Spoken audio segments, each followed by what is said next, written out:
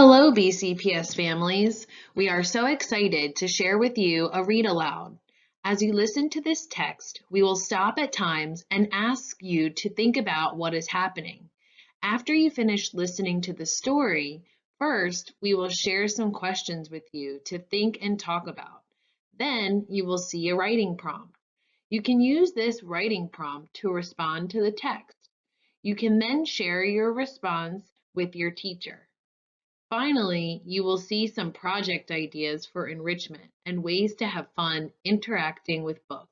Enjoy. Hi everyone, I'm so excited to be with you today to share one of my favorite stories with the permission from Scholastic, Last Stop on Market Street. The author is Matt De La Pena and the illustrator is Christian Robinson. This is a fiction story. When I'm thinking about a fiction story, I know that there's likely going to be some characters and there might be a problem that the character is going to face. Today, I want to really focus on characters and thinking about point of view. What is the character's point of view? You're probably asking yourself, what is point of view anyway?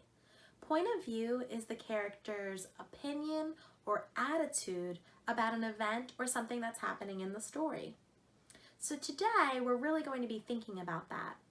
The characters in this story are CJ and Nana. CJ and Nana are going to be going on a trip, one that they go on every Sunday, to the last stop on Market Street. And CJ's not really excited about this trip. He's actually a little unhappy about it. And Nana insists that he still go. I'm sure that your parents have made you do things that you really didn't want to do. How did it make you feel? I know for myself, I sometimes am upset if my parents were to make me do something that I didn't want to do. And so that can really help me to understand how CJ might be feeling and maybe what his point of view is for this trip to the last stop on Market Street. When I'm looking at the cover, I see CJ and his Nana waiting for the bus. And we're going to find out where they might be going. Last stop on Market Street. CJ pushed through the church doors, skipped down the steps. The outside air smelled like freedom, but it also smelled like rain, which freckled CJ's shirt and dripped down his nose.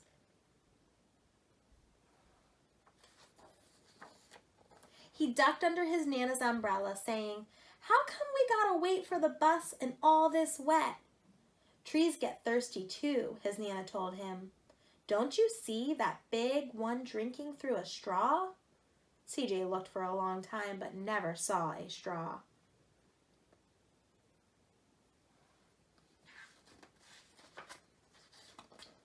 From the bus stop, he watched water pool on flower petals, watched rain patter against the windshield of a nearby car. His friend Colby climbed in, gave CJ a wave, and drove off with his dad. "Nana, how come we don't get a car?"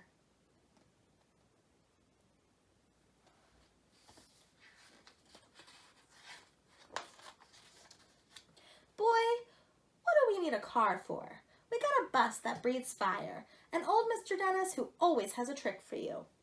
The bus creaked to a stop in front of them. It sighed and sagged and the doors swung open.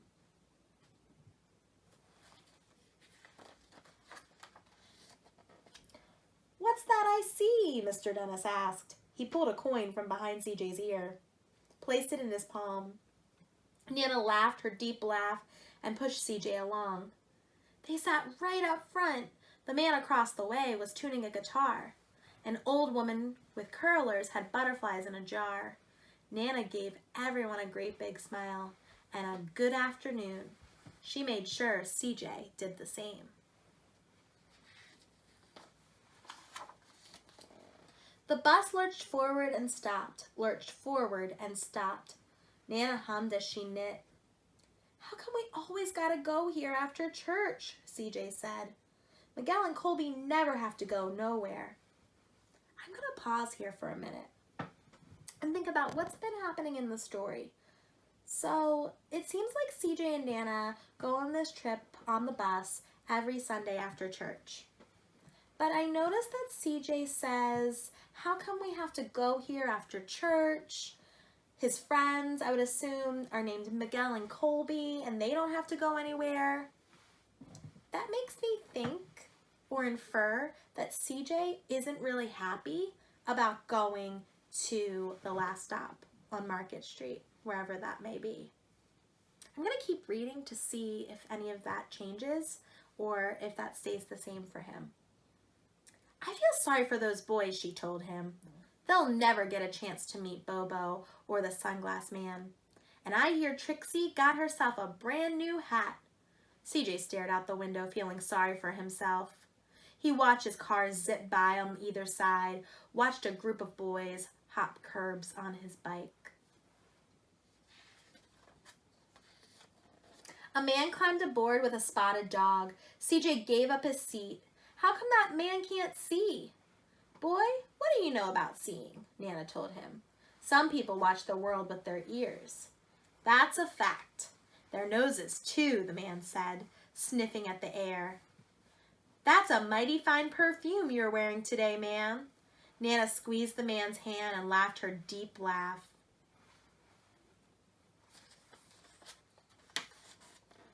Two older boys got on next.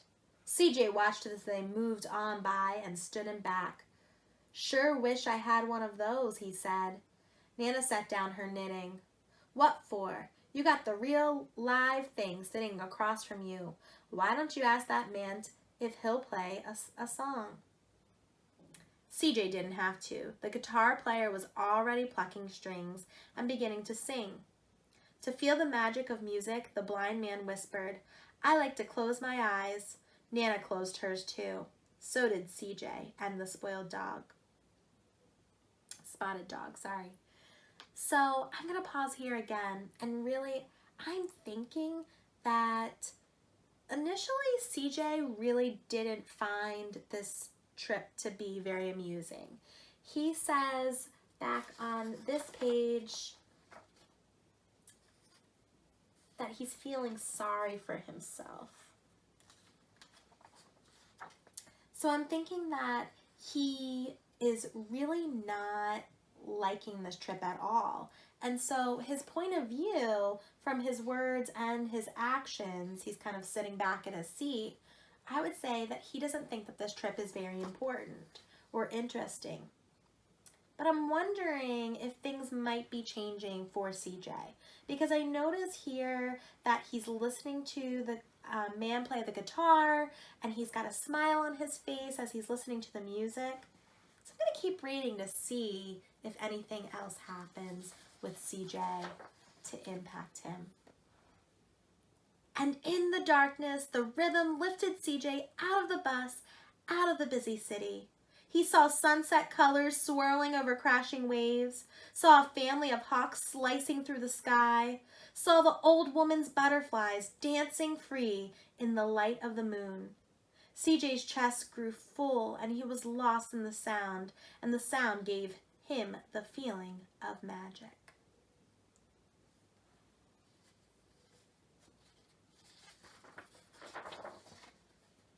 CJ looked around as he stepped off the bus. Crumbling sidewalks and broken down doors, graffiti tagged windows and boarded up stores. He reached for his Nana's hand. How come it's always so dirty over here? She smiled and pointed to the sky. Sometimes when you're surrounded by dirt, CJ, you're a better witness for what's beautiful.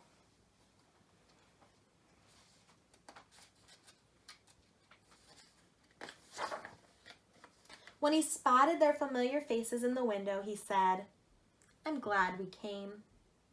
I'm thinking CJ really is feeling a little bit differently than he did at the beginning of the story. He says, I'm glad we came. And that makes me think that maybe he's has a different point of view now that he's feeling proud by seeing some of the people that he sees. We're going to find out where exactly he's going.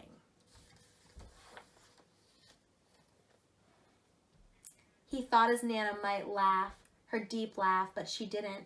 She patted him on the head and told him, "Me too, CJ. Now come on."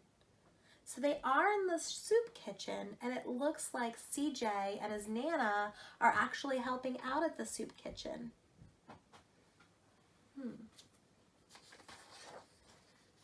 The end. So I want to go back to this page because I noticed that they're helping out at the soup kitchen.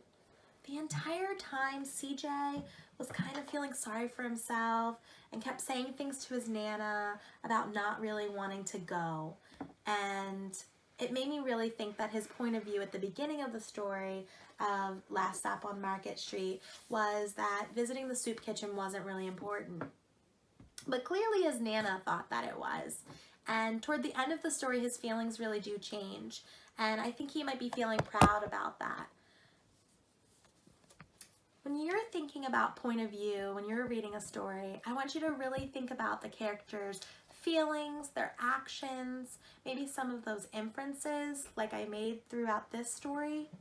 And that can really help you to think about what is the character's opinion about a certain event. I also, after we're done reading, want you to make a list. What are some things that you could maybe do to help around the house for your parents right now while we're home? Maybe you can be really helpful and feel proud too. I hope you enjoyed the story for the Last Stop on Market Street. Now that you have read the story, let's talk about it. How are Nana and CJ similar and different from each other?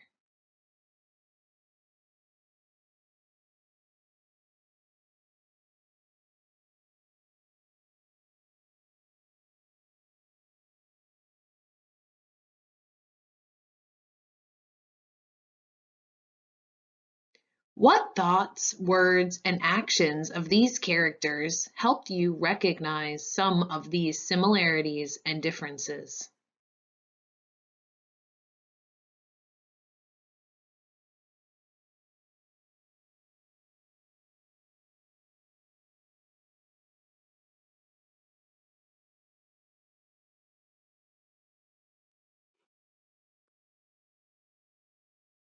Now it's your turn to write. How do Nana's words, actions, and interactions help change CJ's attitude throughout their journey to the last stop on Market Street? Use details from the story in your writing.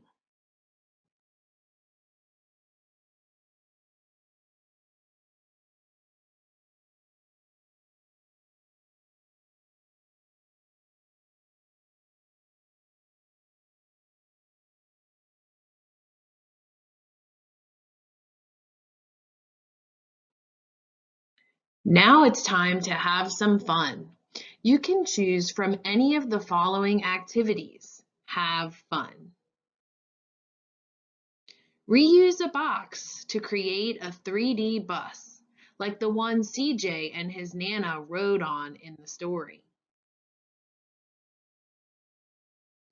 Use paper to build or draw a town similar to CJ and Nana's.